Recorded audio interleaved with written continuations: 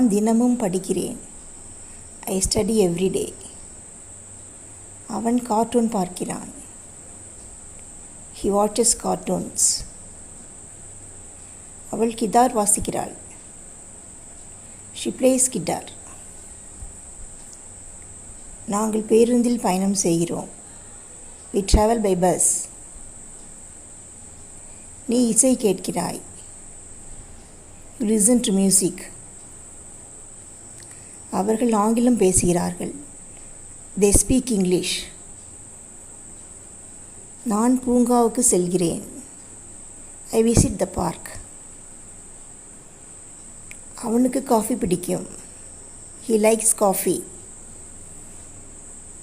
அவள் கதை படிக்கிறாள்.